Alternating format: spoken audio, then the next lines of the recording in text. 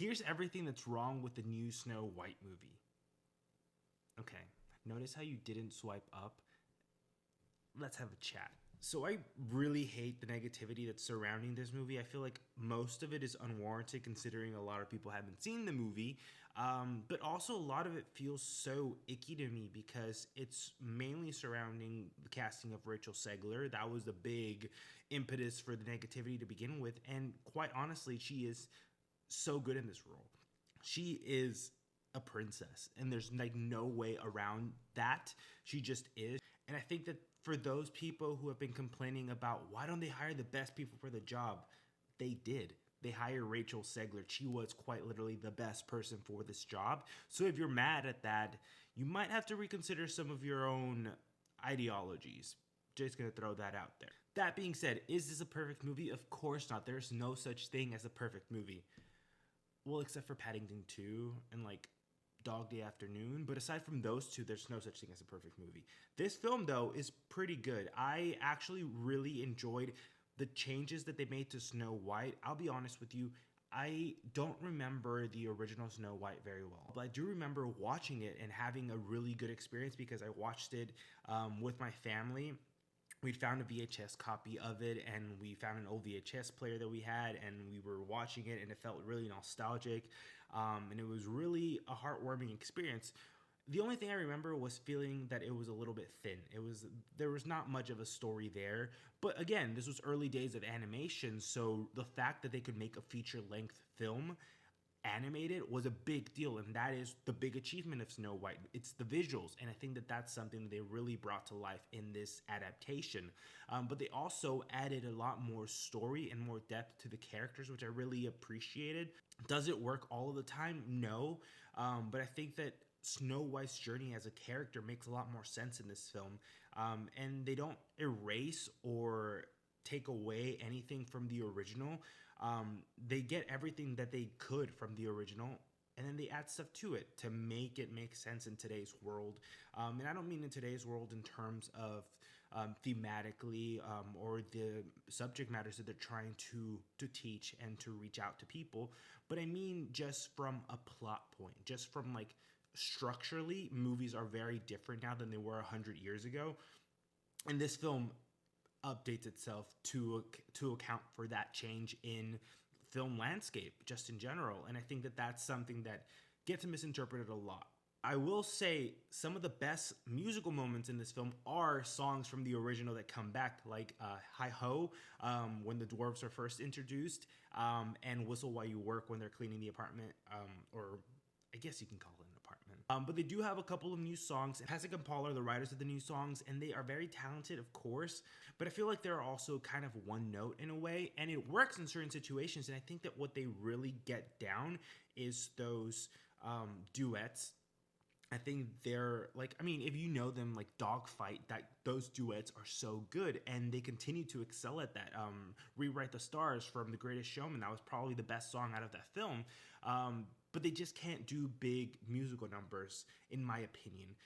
Might be something that they grow into, but their strength, their bread and butter is those duets, those dynamics where you really get to explore the characters, not so much when you're establishing a world, which is what this film needed. So I do think that that opening song and some of the bigger musical numbers could have used more work. I would have definitely done a couple more drafts of those songs, but again, that didn't really take away too much from the film. Now, I already mentioned that Rachel Zegler is a star, an icon of the moment. And if I didn't put in those words, I'm putting them right now. I think she's just so dazzling.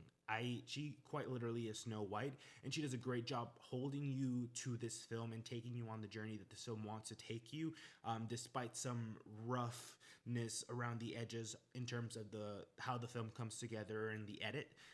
But I think that she does a great job throughout. Also, Andrew Burnap, I mean, I have never seen a human look like that. Like they were.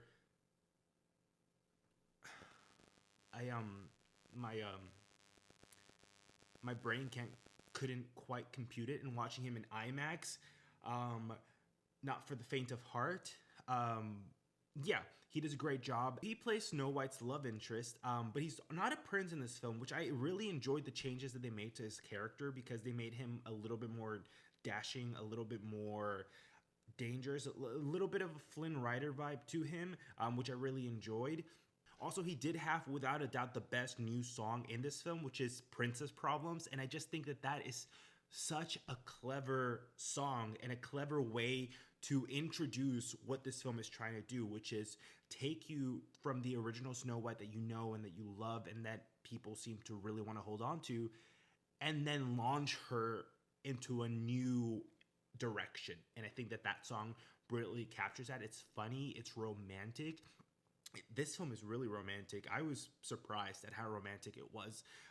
And again, I come back to Pasek and Paul really know how to write duets and really know how to have those character moments in musical numbers. Now, I'm afraid we have to talk about the elephant in the room, and that is Gal Gadot as the evil queen.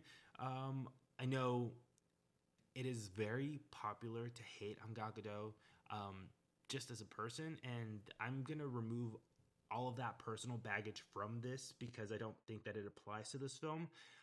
That being said, she looks great.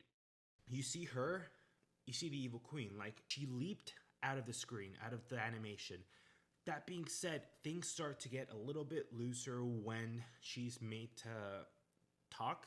When she's made to actually converse with other characters. Snow White in particular is the one she mainly converses to in some of the knights or her army or whatever. That's where things get a little bit funky because I think if you hire Gal Gadot, you know what her strengths are. She's very stoic, but she makes it visually, she makes an impression. And they had her be a little silly in this film, which really does take a lot of the edge. Whereas first I was a little intimidated by her. As soon as she started being big and Disney villainy, it kind of fell apart because I don't think she has all of that energy to give to this performance. I do think it's a great challenge for her. I don't think that she quite met it. And that's what I'm going to say about her performance. Surprised that she can sing so good. Like, her singing was actually really good and probably one of the best parts of her performance, aside from visually how she looked.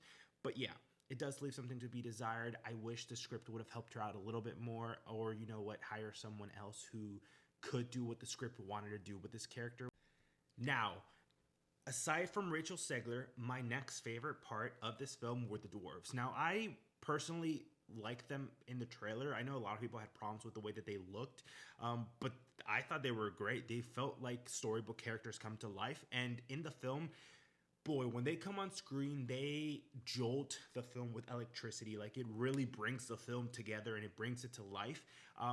It helps that they're introduced with the Hi Ho song, which everyone knows and loves and has so much nostalgia to it, and so it makes you feel warm. I think no matter how negative or no matter how grumpy you come into this film, sorry, I had to do it.